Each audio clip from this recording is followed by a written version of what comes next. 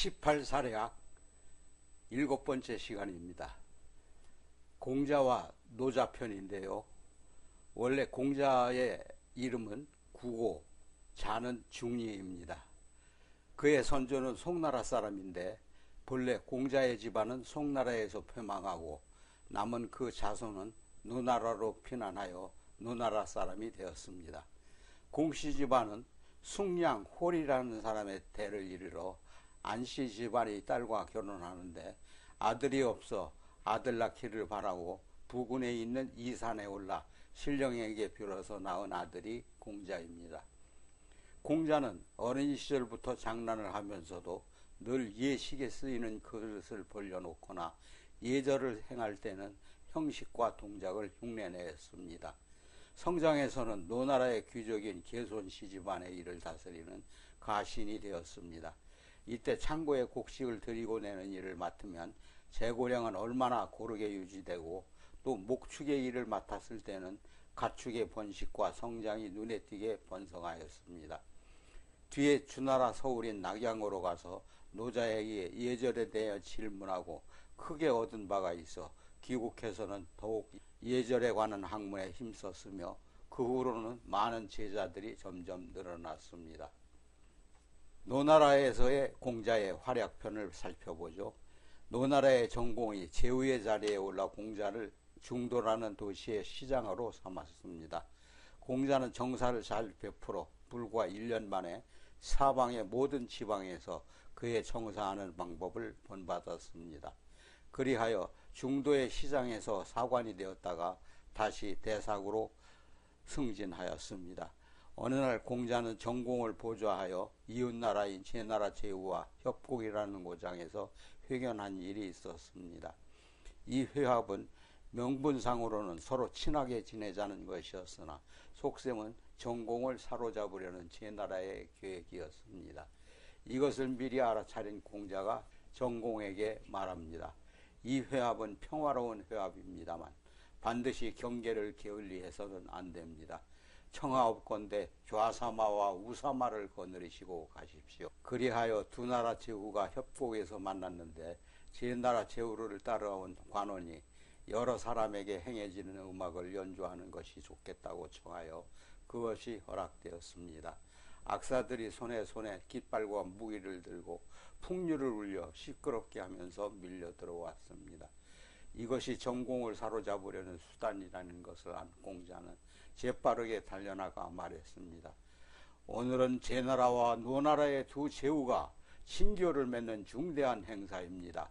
그럼에도 불구하고 어찌하여 이와 같은 저속한 이계 민족의 음악을 연주할 수 있을까? 천만부당한 일입니다.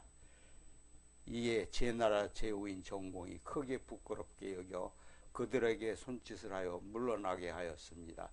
그 후에도 이러한 형태가 여러 차례 되풀이 되었으나 그때마다 공자의 단호한 태도에 눌려 제나라는 마침내 노나라에서 탈취한 영토를 돌려주었다고 합니다.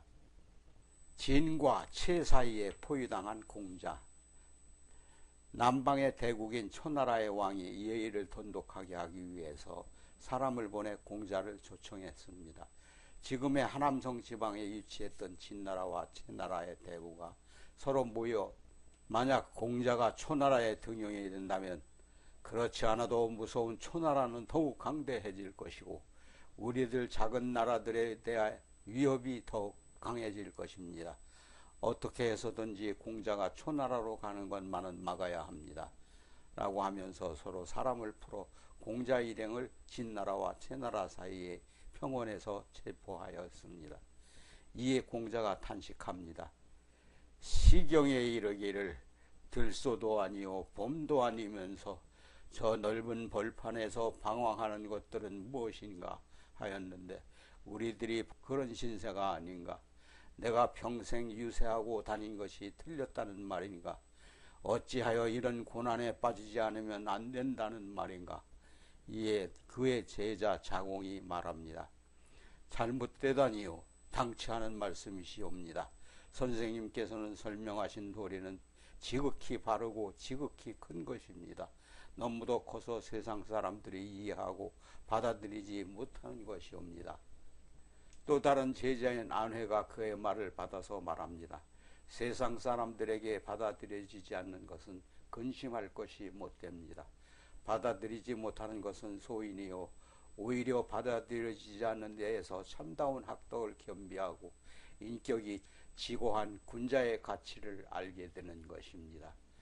공자 일행이 벌판에서 포위되어 있는 사실을 한 초나라의 소왕은 군사를 일으켜 공자 일행을 맞이하였습니다. 이에 일행은 초나라에 이를 수가 있었습니다. 시, 서, 역, 춘추를 정리한 공자.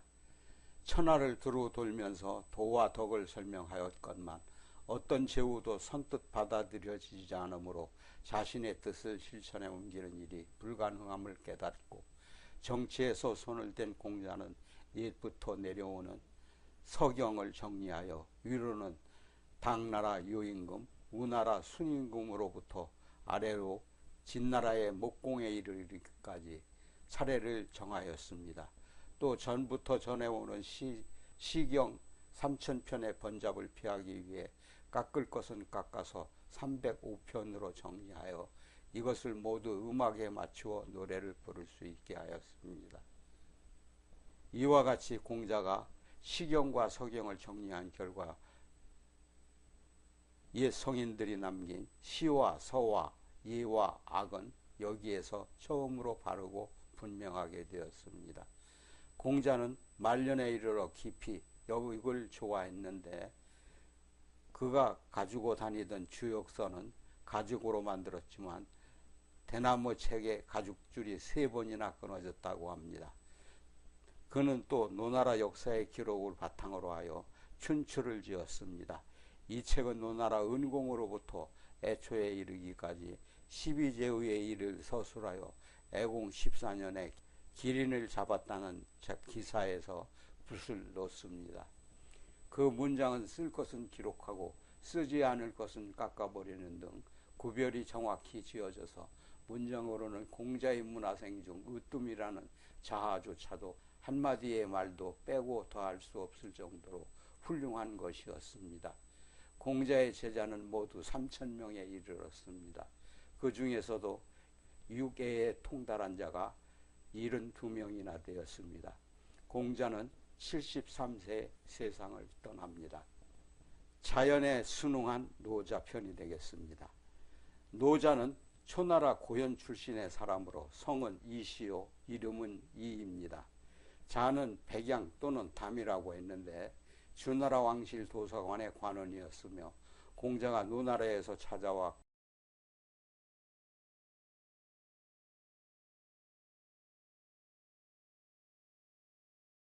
그에게 예절에 대하여 질문하니 노자가 대답합니다. 훌륭한 상인은 상품을 깊숙한 곳에 갈무리해 두고 가게의 진열장에 벌려놓지 않으므로 언뜻 보아서는 빈 것처럼 보이듯이 학문과 독행을 아울러 갖춘 군자는 그것을 겉으로 드러내는 일이 없으므로 그의 행동은 오히려 우둔한 것 같이 보입니다.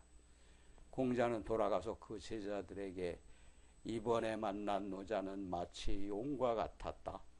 나오고 들어가는 것이 자유자재하고 종잡을 수 없이 빠른 변화가 헤아릴 수 없는 사람이었다. 라고 하면서 칭송하였습니다. 노자는 주나라의 정치가 쇠퇴해가는 것을 보고 드디어 직책에서 물러났습니다. 서쪽 지방인 함곡관에 이르렀을 때 관문을 지키는 책임자인 윤회라는 자가 노자에게 부탁합니다. 선생께서는 이제부터 세상을 피해 숨어 살고자 하십니다. 원컨대 글을 남겨주시기 바랍니다. 이에 도덕경 상하 2권 5천여 글자를 써주고는 사라졌는데 바로 이것이 노자의 도덕경입니다. 그 후 노자가 어떻게 세상을 떠났는지는 아무도 아는 이가 없습니다. 지금까지 18사략 공자와 노자편이었습니다.